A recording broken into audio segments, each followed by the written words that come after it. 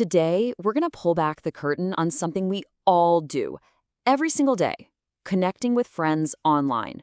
But what if that connection isn't quite what it seems?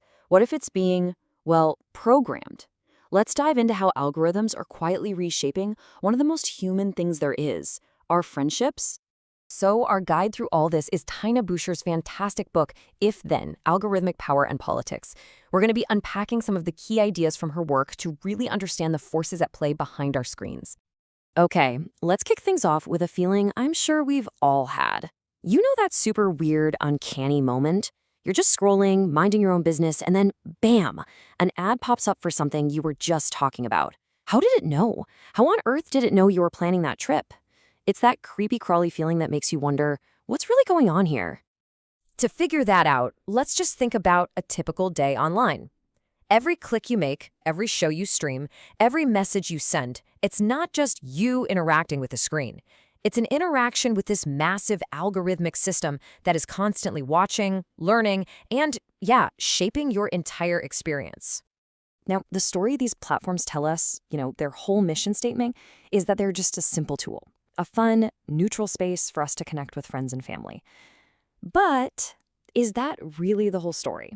I think you know the answer is a big, fat no. And this really gets to the heart of it. How do these platforms actually see our friendships? Well, it turns out it's a lot less about hugs and inside jokes, and a whole lot more about math. A problem to be calculated and solved. Bucher has a name for this, programmed sociality. And the key idea here is that these platforms don't just support our social lives. They don't just give us a place to hang out. No, they actively assemble, organize, and produce it. That word program is so important.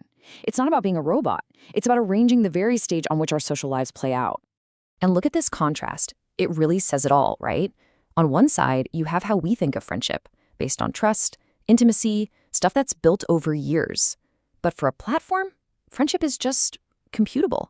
It's a bunch of data points. An activity score. Your best friend isn't a person. They're a node in a network. It's a totally different, kind of cold way of looking at the world. And hey, don't just take my word for it. This is a direct quote from a Facebook patent application. A friend simply implies a connection. That's it. It means the word friend has been stripped of all its human meaning.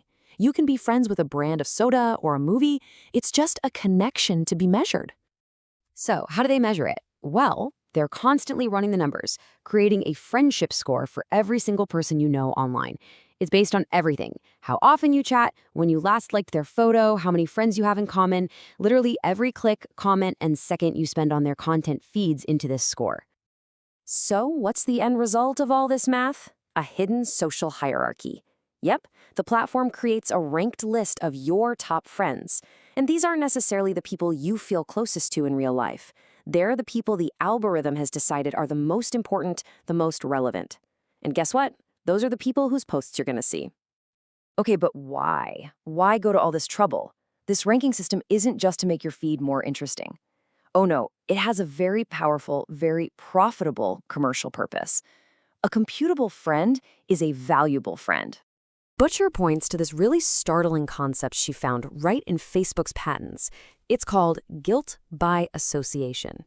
It basically means that if the platform doesn't have enough data on you to sell you stuff, it'll just look at your top friends and use their data, their interests, their clicks, their shopping habits to target you with ads. And get this isn't some critical term that we made up.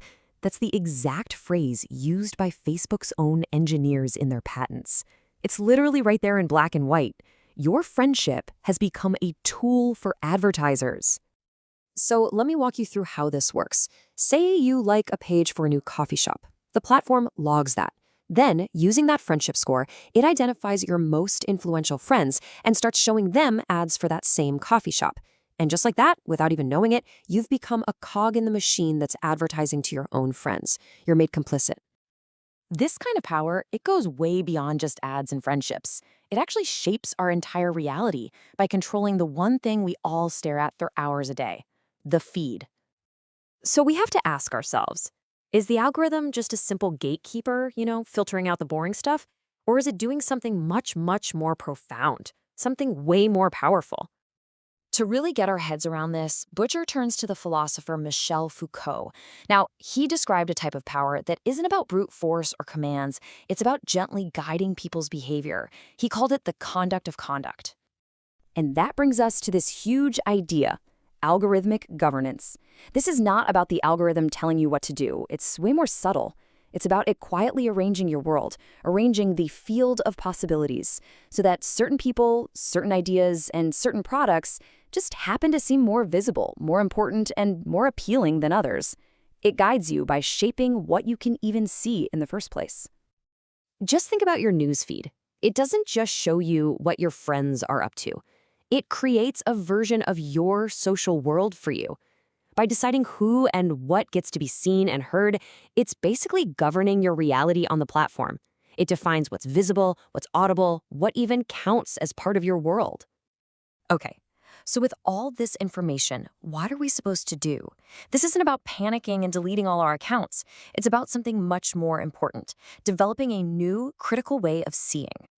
And here, Bucher pushes us to think a little deeper than just algorithms are bad.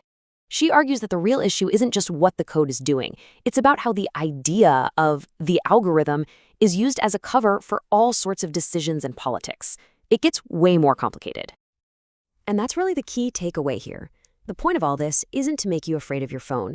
It's to give you the tools to see how these systems really work, to recognize that they aren't just neutral windows looking out at the world. They are powerful forces that are actively making our world and our friendships appear in very specific, calculated ways. So I'll leave you with this one question. The next time you open up an app and start scrolling through that feed, just take a second and ask yourself, are you really connecting? Or are you and all of your friendships just being computed?